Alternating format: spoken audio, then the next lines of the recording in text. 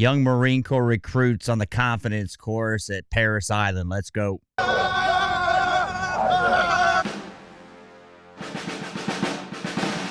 This is the confidence course at the Marine Corps Recruit Depot in Paris Island, South Carolina. What the hell? What did you just say? I guess that's what we say, right? No, sir. Say you now. Recruits attack. Now the DIs, you get on this confidence course and you get a little, not comfortable per se. It's pretty new along in boot camp, but they try to instruct you how to navigate an obstacle because a lot of them just aren't based on sheer willpower or brute strength. There is some technique, and you get the guys that have phobia of heights that are, fill in the blank problems. You sometimes get a little cavalier. You will be like, I can do it, right? Instead of, sir, this recruit can do it, sir. And they get after you just like that. And the DIs, I don't care if it's 2020 or 1990, they all have the same voice, and they look similar. So if you want to go to boot camp in any service, look at how they look. They're not big muscled up guys. They're normal looking guys that are sinewy and wiry. That's the way you want to look before you go. Week 2 of training. Get down!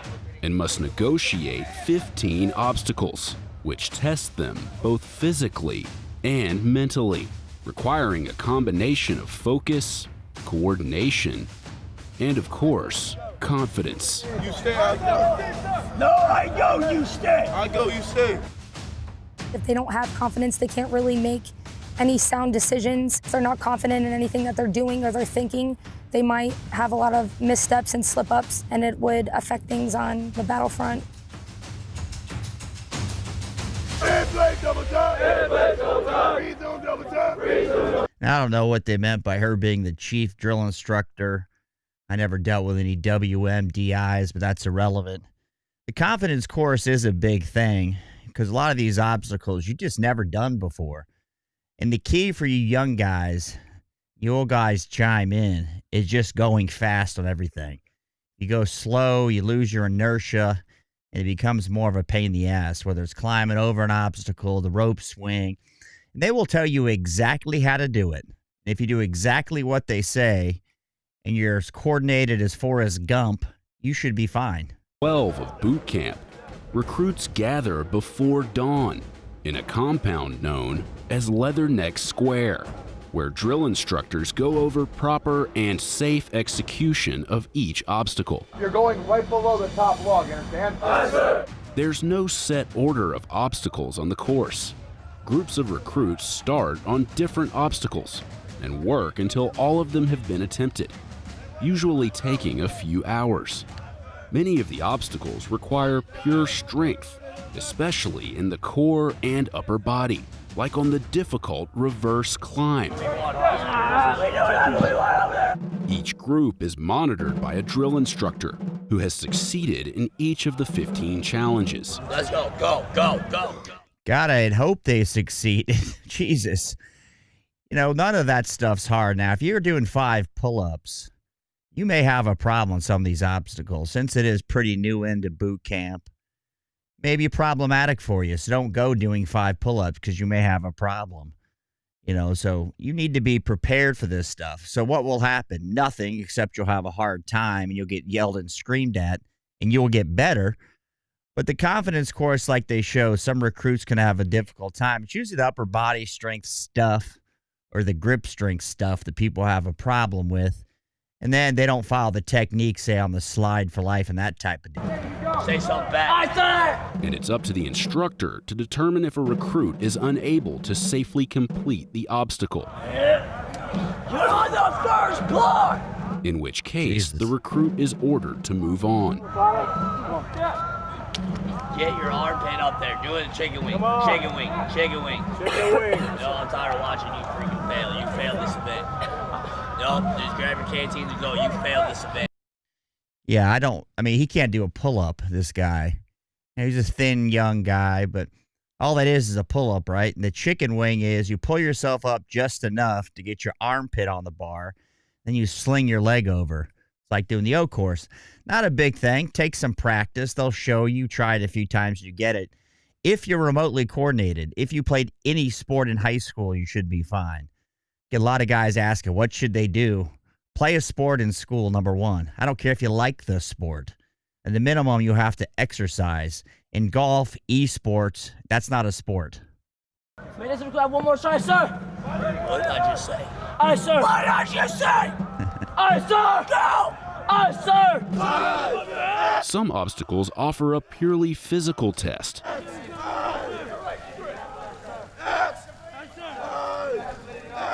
But others, like the Stairway to Heaven, force recruits to slow down and contemplate each move.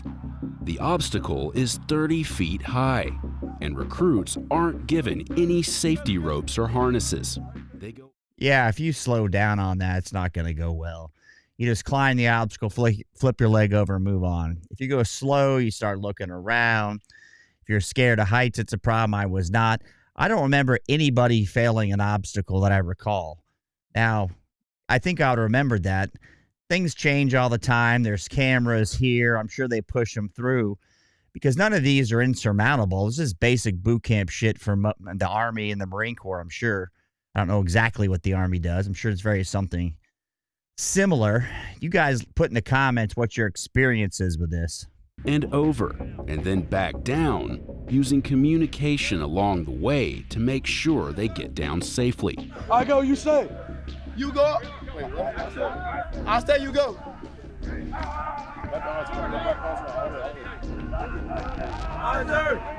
I go, you stay. I say you go. You ready? Step together. A lot of them are scared, they're timid.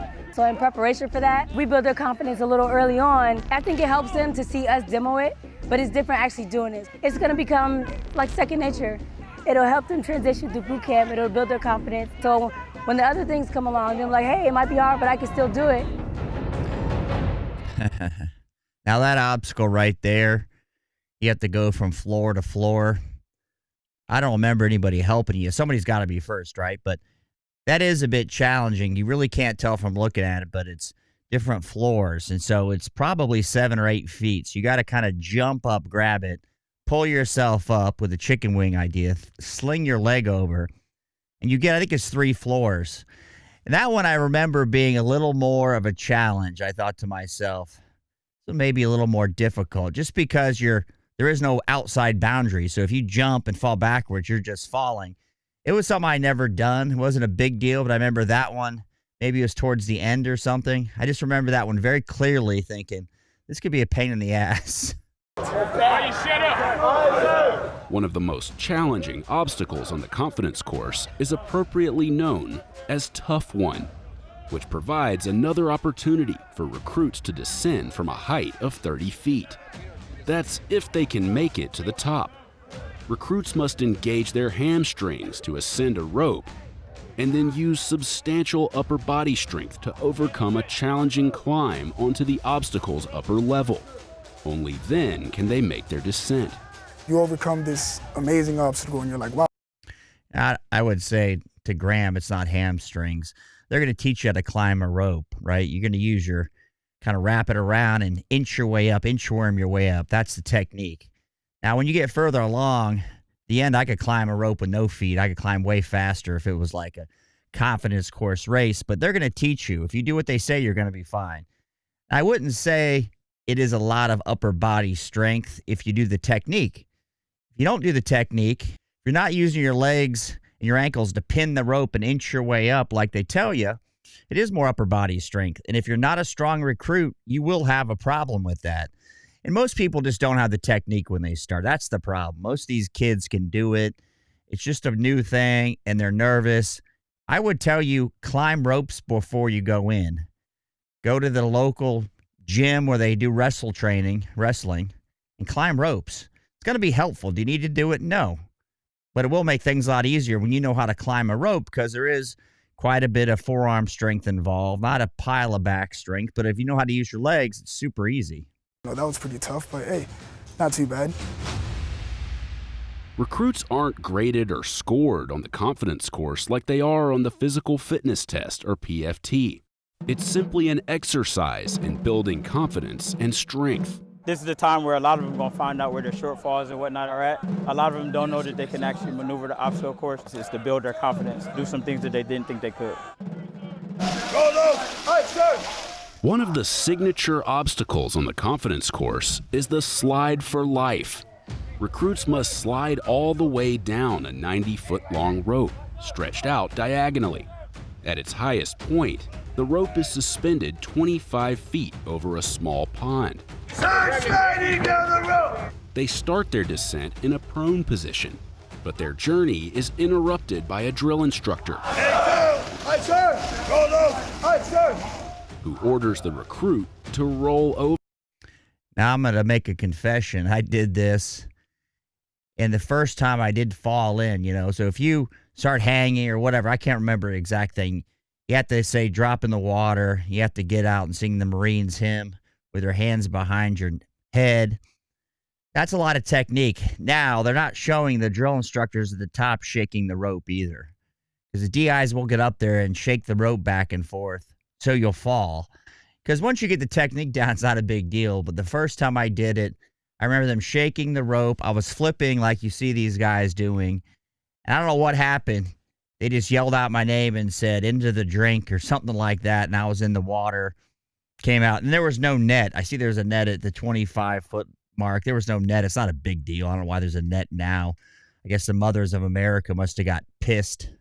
And after a few moments, Hey, two. Hi, sir. Come to a complete dead hang. Hi, sir. the recruits are ordered to drop their legs from the rope and swing freely in what's called a dead hang, holding on with just their hands. Now, put your legs up facing that way. After a few moments, the recruits must use their core strength to swing their legs back up onto the rope to continue their descent. Yeah, I don't remember a net. I don't even know why there is one. There's really no need. You just fall in the water, I guess, but maybe there's some safety issues that came about. Maybe this is where they told me to fall in. I don't remember. Just remember going in the water. Of course, it was summertime. The water's nasty. Not a big deal. I grew up in Florida. It was pretty typical. But, some people, when they fall in, they need to hold their nose. And what happens? They get water up their nose. They don't remember the Marines hymn because you're new. It's the whole thing. You're going to pay. That's the nature of it. That's the point. But for some recruits, this part isn't always easy. Some attempt to use a pedaling motion to generate the momentum they need to get their legs back up to the rope.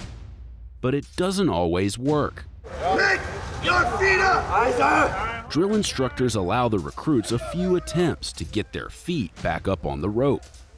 But their patience is limited. And for recruits who fail to do it, there's only one alternative. Hey, one, let two drop in the water now. Hi, sir. Drop in the water now.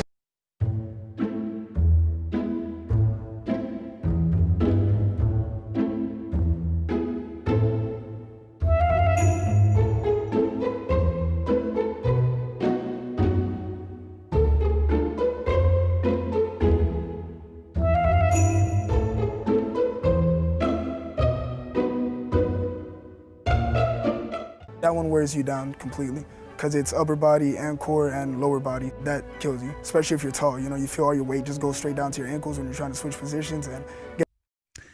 Yeah, I remember that one being just a lot of technique. I don't know if there's a way for somebody to train for it. I don't think it really matters. All this stuff, if you go in a modicum of shape, you're going to be fine. You're an active person, rides a bike, walks, and can do the basic stuff before that your recruiter tells you before you go. It's not a big deal. Now, if you sit on your ass all the time, you're going to have a problem. Foot back up there ain't that easy. Recruits that don't make it very far down the slide for life get to fall into a safety net, but they don't get to stay dry. Failing this obstacle means you get wet no matter what. If I fall from this obstacle and land in the water, I'm going to be wearing desert camis and everyone's going to know I fell in the water. This won't be the last chance recruits get to navigate the confidence course. They'll return around week 9 to give it another try. The second time they come through here, they're going to come with a lot more confidence. They've been training, their bodies are more in shape, they're more in tune to actually execute the obstacles from a mental. Yeah, if you look at him there, the way he's doing the rope with his legs, the rope wrapped in between them, that's going to be the way you climb ropes effectively. If you've never done it for a reason, you're not going to know. Let's say you're in wrestling. You're not doing it that way because they want you to build your upper body strength. You're probably not using your legs. But to be effective at it conceptually, coming out of a helicopter, going into a helicopter with gear on, you're going to have to use some technique. Aspect, they already got it, they just don't know they got it. But that second time around, it's like they're actually going to put it to use. It's like they have something to prove. So for you guys that have been, what was the toughest obstacle for you in any confidence course? I don't care the service.